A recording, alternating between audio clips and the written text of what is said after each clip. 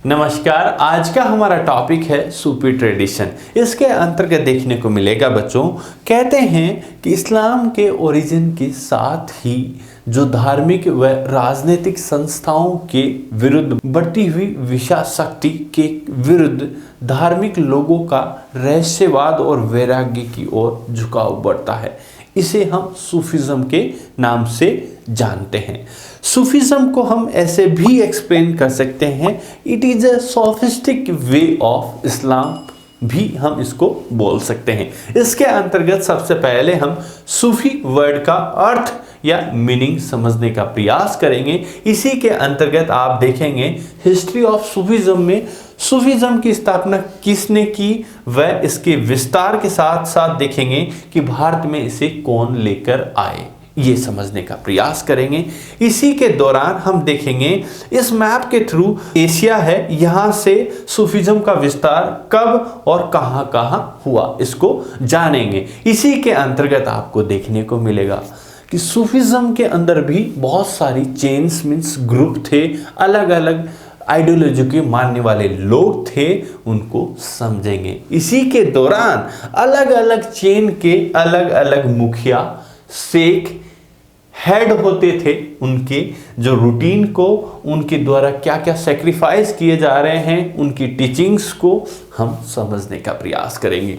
इसी के आगे आपको देखने को मिलेगा कि जो ये शेख थे वो कहाँ पर रहते थे, खानगाह में, और उस खानगाह के मॉर्निंग से लेकर रात सोने तक की जो सारी एक्टिविटीज हैं, जितने भी लोग आ रहे हैं जा रहे हैं, जो भी एक्टिविटीज कंडक्ट हो रही है यहाँ पर खानगाह के अंदर, उसको विस्तार से समझेंगे। चलिए आइए अपने टॉपिक पर और विस्तार से चर्चा करते हैं। सबसे पहले देखते हैं कि जो सूफीज्म वर्ड है वो कौन से वर्ड से लिया है। तो देखते हैं सफा वर्ड यहाँ पर देखने को मिलेगा। The word is derived from सफा और इसका क्या मीनिंग होता है, प्योरिटी, ऑनेस्टी, फीलिंग। सो यहाँ पर देखेंगे प्योरिटी मीन्स पवित्रता या पवित्र के रूप में हमें देखने को मिलता है। इसके साथ साथ भी हमें इसके पैरेलल भी बहुत सारे शब्द देखने को मिलते हैं, जिन्हें हम जैसे सोफिया मीन्स नॉलेज या ज्ञान,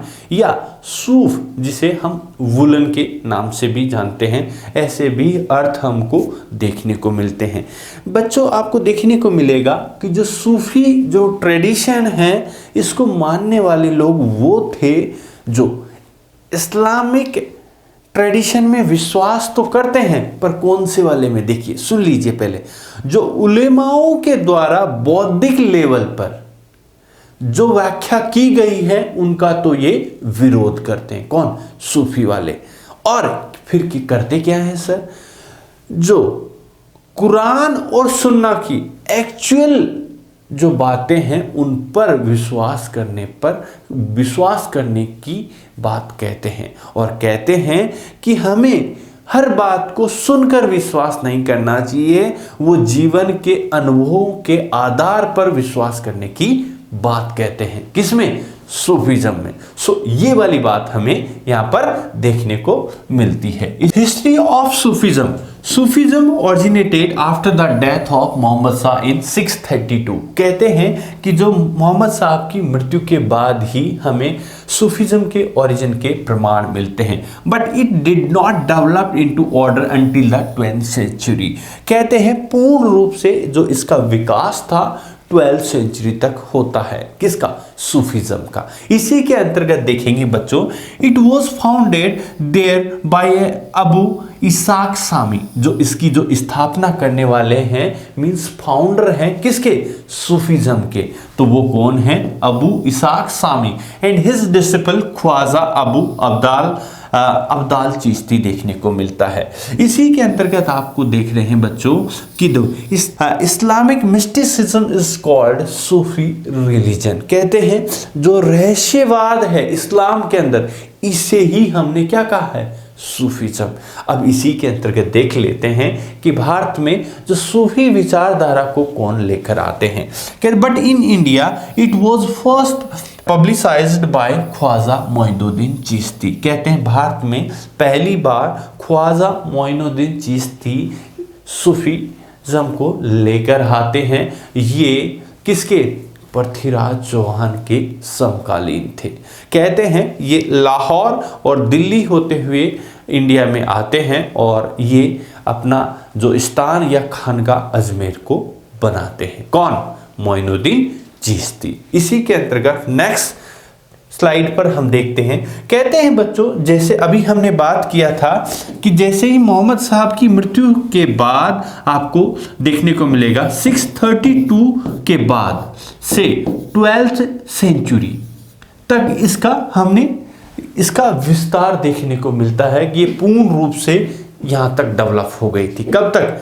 12th सेंचुरी तक। अब देखते हैं कि आफ्टर द 12th सेंचुरी, जैसे ही या तो 12th सेंचुरी के स्टार्टिंग में ही मान सकते हैं, स्टार्टिंग से ही जैसे 12th सेंचुरी स्टार्ट होता है यहां से ही ये स्प्रेड होने लगती है और ये देखेंगे नॉर्थ अफ्रीका हो या इंडिया हो या इसके अलावा एशिया के अदर कंट्रीज में भी स्प्रेड होती है। क्या स्प्रेड होती है? Sufism.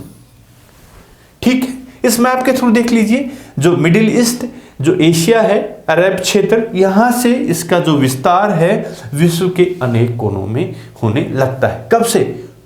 12th century onwards. Okay, सो अब चलते हैं नेक्स्ट स्लाइड के अंदर। हम देखते हैं बच्चों, यहां पर अभी देखने को मिलेगा बच्चों कि जो पहला वर्ड दिखाई दे रहा है सिलसिला। क्या सिलसिला है? सुना हो गया अच्छे से वर्ड अच्छे से आपने कि यहां पर सिलसिला का मतलब होगा चेन या जंजीर या कड़ी। कड़ी। ओके, सो ये कड़ी क्या होता है ये बताइए सर मान सिंह जी। कहते हैं कि जो टीचर मीन्स शेख, मुरीद, पीर या मुर्शिद नाम से जाना जाता है, जो खानगाह का हेड होता है, और जो मुरीद मीन्स फॉलोअर किसका? मुर्शिद का, पीर का, उन दोनों के मध्य जो विश्वास आस्था की जो चेन होती है उसे ही यहां पर सिलसिला वर्ड निकल कर आया है, उसी से। सो अब चलते हैं और देखते हैं। द वर्ड सिलसिला literally mean A chain signifying A continuous link between master and disciple. जो उनके मास्टर हैं और डिसिपल्स मीन्स फॉलोअर, उन दोनों के मध्य जो विश्वास है, आस्था है, हाँ, जो मास्टर का अपने डिसिपल्स पे जो आशीर्वाद है उसी को क्या एक्सप्लेन करता है? सिलसिला या चेन। ठीक है, आगे चलते हैं। It was through this channel that spiritual power and blessing were transmitted to devotees. इसी के अंतर्गत आपको देखने को मिलेगा बच्चों कि it was through this channel that spiritual power and blessing were transmitted to devotees. कहते हैं जो मास्टर है वो इसी चेन के थ्रू अपने फॉलोअर्स को, जो अपने क्या ब्लेसिंग्स वर ट्रांसमिटेड टू डेवोटीज, अपने फॉलोअर्स को ये आशीर्वाद देते हैं, या जो एनलाइटमेंट ऑफ सोल हो या जो ईश्वरीय जो ज्ञान हो, अपने आशीर्वाद से अपने डिसिपल्स तक पहुंचाते हैं। कौन? सिख। ओके, सो ये वाली बातें हमें यहां देखने को मिलेगी। 12th सेंचुरी के बाद हमें देखने को मिलेगा बहुत सारे सिलसिलाज की स्थापना होती है, जिसमें से चिश्तिया हो या कादरिया हो, बहाविया हो, ऐसे बहुत सारे सिलसिला मीन्स चेन बनते हैं और उनके अलग अलग मास्टर्स को देखने को मिलते हैं। इसी के अंतर्गत देखते हैं Sikh.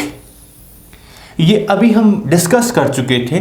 The Sufism begins to organise community around the hospice और द खानगा।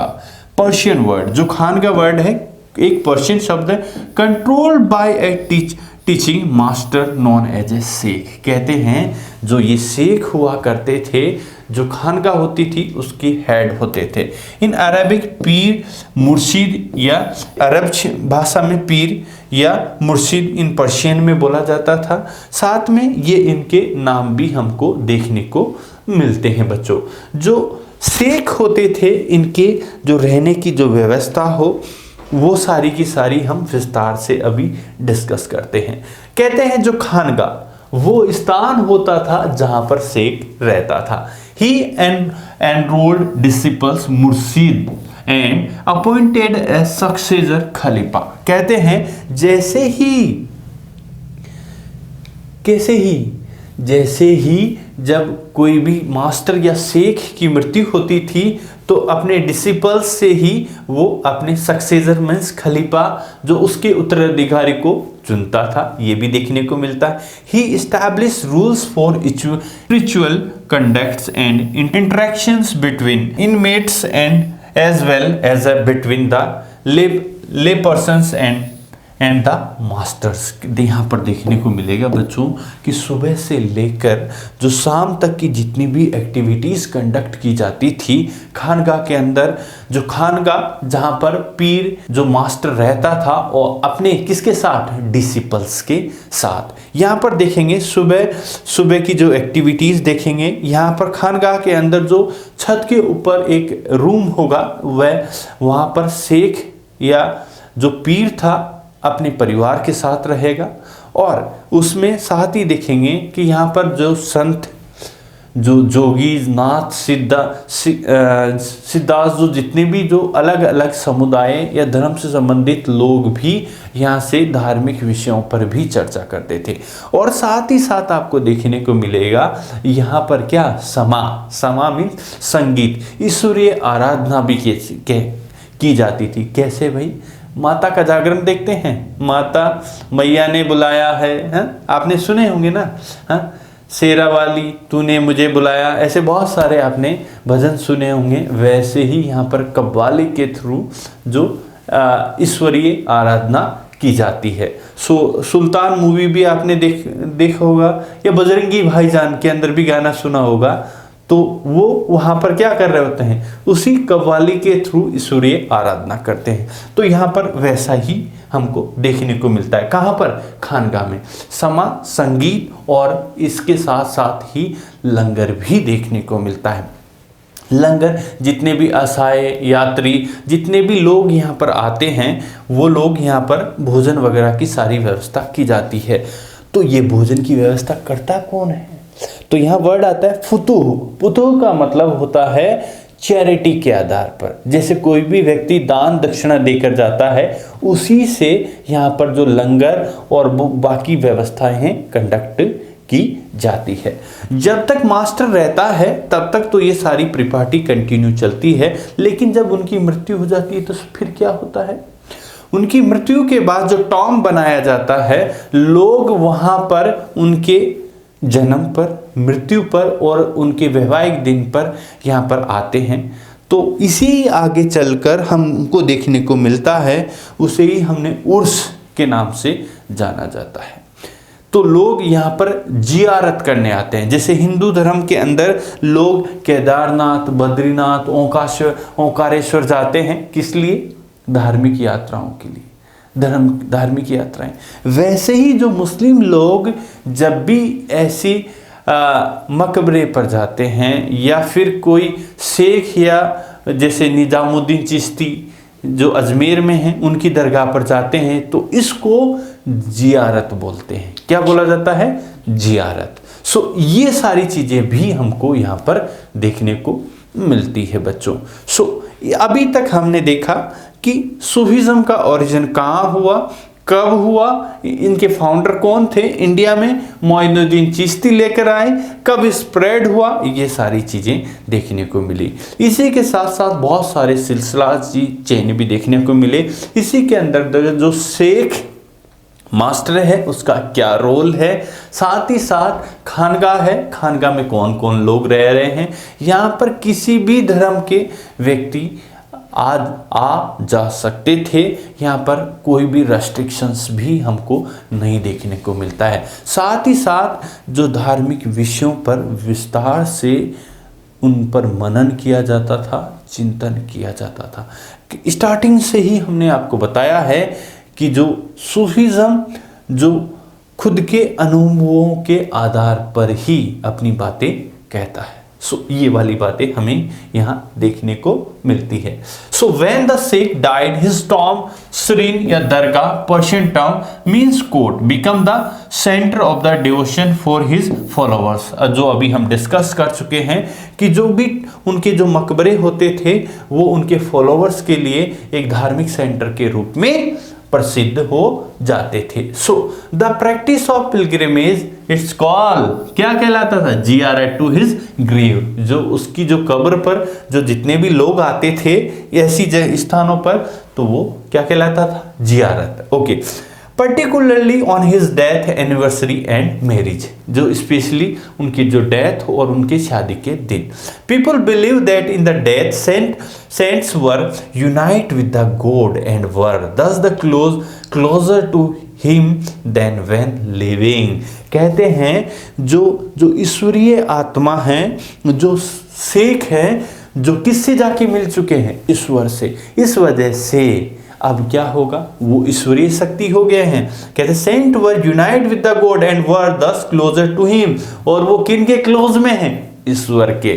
देन व्हेन लिविंग कहते हैं, और उन्हीं के साथ हम देखते हैं कि उन्हीं से जब इनके यहाँ आएंगे तो उन्हें आशीर्वाद कहाँ? ईश्वर का भी आशीर्वाद प्राप्त होगा।